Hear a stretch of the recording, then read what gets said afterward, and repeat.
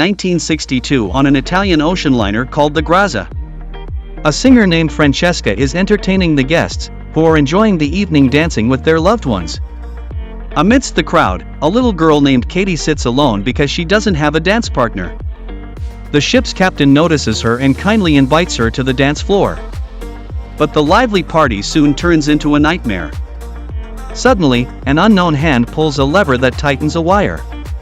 The wire snaps and whips across the dance floor, slicing passengers and crew in half. Their bodies fall to the ground one by one, creating a horrific bloodbath. The only person who survives is Katie, as the wire passes over her due to her height. The scene then cuts to 40 years later, in the present day, where a 6-person salvage team is retrieving a random ship from the sea. Captain Murphy guides his crew and manages to bring the ship safely to shore. Later, the team heads to a bar to celebrate their success. While there, they run into an old friend named Jack. Jack, who also works in the maritime field, shares a story he's heard about a legendary ghost ship from 1962. According to the rumors, the vessel holds a chest of gold that's been lost for over 50 years. Anyone who recovers the ship has the right to claim whatever treasure is inside. The crew also includes Greer, Santos, Dodge, Munder, and the only woman on the team, Epps. The following day, they head out aboard their salvage tugboat to track down the mysterious vessel. After several hours at sea, they reach the coordinates, but the radar shows no sign of any ship in the area. They check the equipment to make sure it's working correctly and assume the tip must have been a false lead. Just as they're about to turn back, a massive ocean liner suddenly appears right in front of them. Their boat bumps into the giant ship, but thankfully the collision causes no real damage. The sight of the enormous vessel leaves the entire crew speechless. After deciding who should go in first, Jack and his teammate Greer stay back while the other 4 board the abandoned ship. Almost immediately, the team starts encountering strange and unsettling phenomena. They hear unexplained noises and catch glimpses of movement in the dark corners of the ship. Dismissing it as the wind, they push forward unaware that a Scrabble tile behind them mysteriously shifts to spell out "Welcome aboard." While exploring the upper deck, Munder steps in the wrong spot and nearly falls through a hole in the floor. Thankfully, Epps quickly grabs him and pulls him to safety. Just then, a ghostly figure, a little girl named Katie, briefly appears in the background before vanishing without a trace, leaving Epps stunned and confused. She starts to question if what she saw was real. The encounter leaves her unsettled, but she chooses not to mention it to the others. As the team continues exploring, they come across a digital clock lying on the floor. Since this kind of technology didn't exist back in 1962, they begin to suspect that someone else may have boarded the ship before them.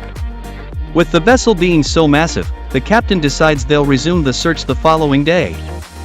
Later that night, while Epps is alone, Jack finds her and senses that something's bothering her, especially after the incident with Munder and the mysterious girl. When she mentions the child, Jack remains quiet, offering no explanation. For a brief moment, Jack looks like he might know something, but he keeps it to himself. Instead, he advises Epps to get some more rest, suggesting that a few extra hours of sleep might help clear up what he calls hallucinations. The next day, the crew gathers to map out their next steps.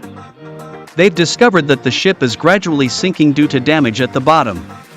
They decide to remain at sea for the next 3 days to handle the repairs, hoping to tow the entire vessel back to shore once it's stable. Without wasting time, the team splits up and gets to work in different areas of the ship. Meanwhile, Epps continues exploring the ship and eventually makes her way to the pool area. She notices bullet holes in the wall, which raises suspicion, especially since they were told all the passengers had drowned. As she turns to leave, she once again sees Katie. Startled, she slips, falls, and hits her head on the hard floor. Injured, a drop of her blood drips into the pool. But when she looks back up, Katie is gone and Jack is now standing exactly where the girl had just been. The two walk away, unaware that Epps's blood has mysteriously vanished from the water. Moments later, blood begins pouring out of the bullet holes, and the entire pool fills with it. Later, Jack and Epps investigate the laundry room and come across a hidden door that isn't listed on the ship's blueprint. When they open it, a powerful surge of water bursts out, followed by a flood of mutilated bodies. Both of them panic and desperately try to escape. But the door they entered through locks on its own, forcing them to venture further into the ship. At the same time, Captain Murphy finds himself in the captain's lounge. He notices an open bottle of alcohol, but just as he goes to take a sip, he spots the ship's real captain in the mirror. Startled, he drops the glass, which shatters on the floor, and he runs off in fear, completely unaware of the paranormal events unfolding around him. Greer is minding his own business when he hears someone singing "It's Francesca," the same performer who entertained the passengers back in 1962. He tries to find where the voice is coming from but eventually gives up. What he doesn't realize is that she's secretly watching him walk away. Meanwhile, Jack and she discover a chest filled with gold bars worth millions that the entire crew could take home. Suddenly, she hears a noise coming from the next room and goes to check it out. The area is draped in cloths, and just as she's looking around, Munder and Dodge jump out, pretending to be ghosts, and scare her. Still excited from the scare, they quickly gather the rest of the crew and show them the treasure. With that much gold, there's no need to fix the ship, they can just take the treasure and head home. In the next scene, everyone is busy loading the gold onto their boat. Meanwhile, the mechanic, Santos, is cleaning the engines to make sure everything's ready for departure. But behind him, something causes propane to leak from a tank on purpose, triggering a massive explosion. The blast kills Santos and destroys the boat. The crew is left shocked and heartbroken by the unexpected tragedy, and now they're stranded on the ship until they can figure out how to repair it. Just moments before the explosion, she had seen Katie again, almost like she was trying to warn her, but someone or something stopped her. That's enough to make her start digging into who Katie really is. She checks the passenger registry and finds Katie's room number, then heads to the room. She lets out a scream in shock. Katie had died by hanging, and her decayed body is still hanging from the ceiling. After pulling herself together, she steps closer and removes a necklace from Katie's corpse. Katie's spirit then appears in the room and asks for the necklace. She tries to give it to her, but it passes right through her hand. She now realizes the little girl is not human. Meanwhile, in the kitchen, two crew members come across freshly prepared meals. Without hesitation, they start eating. At first, the food tastes amazing, but soon they notice a terrible smell.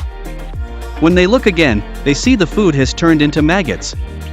Horrified, they both panic and start vomiting in disgust. Greer is in the ballroom when the scene abruptly changes to what it was like before the shipwreck. The guests swarm around him and pretend to be at a normal party, and Francesca appears to be particularly interested in him. She seduces him into kissing her, even though his fiancée is waiting for him at home.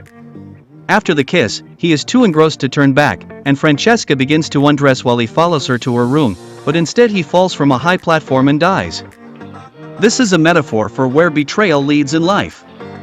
Murphy, meanwhile, is in the captain's room when all of a sudden a bottle of alcohol begins to move on its own. He watches it carefully and then notices the captain of the ship sitting in front of him. To his surprise, the captain offers Murphy a drink and tells him about a lost ship called Lorelei that was discovered by the Grazia 40 years ago when everything fell apart.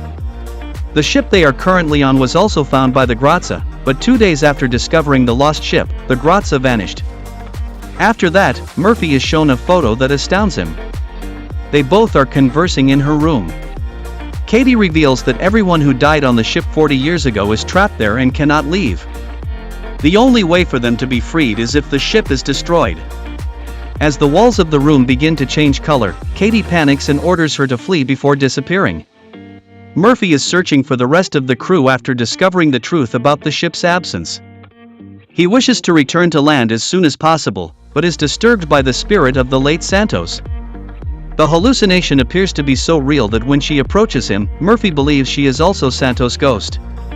He attacks her and tries everything he can to kill her, but then Jack shows up and knocks Murphy unconscious for their own protection. They put him in an empty fish tank and lock him inside. At this point, the group does not care about the gold and just wants to get back to land, so they spend the next few hours fixing the ship before finishing because Greer has not returned from the lobby area. As the personnel perform their last check, everyone is anxious. When she returns to search for him, she runs across Katie again, who shows her Greer's lifeless body. This time, the child is intent on showing her everything that occurred on the ship 40 years ago. Katie touches her and transports her back in time. lively with chatter and laughing, but they are unaware that the co-captain persuaded the whole crew to murder everyone on board in order to retrieve the gold they had previously discovered, where the cooks had tainted the food with rat poison, killing the majority of the passengers. After the massacre on the dance floor, the remaining survivors were shot in the pool. Poor Katie was dragged to her room, and she was hanged to death. Eventually, the crew members rushed to the treasure and began taking what they could, but the co-captain refused to let them join Francesca, so he killed them all. Eventually, only the two of them remained before Francesca betrayed him and shot him in the head. It turned out that her true lover was another man who was also the mastermind behind the entire massacre. After killing hundreds of people, they shared a passionate kiss, but the surprises did not stop there. The man killed Francesca by releasing a hook that impaled her neck, leaving her hanging. It turns out that the man is Jack, and he is a demon. Morin now understands that Jack was the one who initially informed them about the ship, and that he also showed up out of the blue when she saw Katie in the pool. In addition, he had been pleading with her to forget Katie each time she told him about her. Suddenly, Morin remembers Murphy, but when she finds him, he has already drowned and died in the aquarium. Spirit of a dead sinner, his job is to make people sin, then kill them to take their souls to hell. She quickly rushes to warn the others about the killer on board. Meanwhile, Mund is underwater in the flooded engine room, trying to fix something. She wants to follow him, but the water in the pipe suddenly turns red with blood, signaling that Mund is dead too. Now, the only ones left are EPPS, Dodge, and Jack. She tells Dodge to keep an eye on Jack while she goes to plant explosives on the ship. Moments later, when Dodge and Jack are alone, Jack starts messing with his head and provokes a fight. In a fit of rage, Dodge shoots him, thinking Jack is dead. He then goes to EPPS, who has just finished setting the explosives. He tells her that he killed Jack and that they can start a new life together using the gold. Epps pauses for a moment, then asks why he hasn't mentioned Mund, who is still missing. That's when it's revealed that the man isn't Dodge, it's actually Jack, trying to tempt Epps into sin. As long as the ship remains, the souls trapped aboard will never be freed. Jack, knowing Epps is a good person, offers to spare her life if she agrees not to interfere with his rules. However, in retaliation, she sets off the explosives, Jack, and the entire ship is destroyed. She dives beneath the surface and saves her life, but she then fights to find a way out until Katie shows up and helps her by pointing out the exit. At last, all of the good souls that perished aboard the ship are set free to rest in eternity. The following morning, a cruise ship spots her floating in a crate and brings her aboard. As she's being taken to the ambulance, she sees crates of gold being loaded onto the ship. Jack, who can't be killed, intends to continue his cycle of tempting people into sin through greed and desire. The film ends as she is screaming as the ambulance doors close, unable to warn anyone about the danger that lies ahead. Hope you enjoyed this recap. Let us know your thoughts in the comments, and don't forget to share it with your friends and loved ones.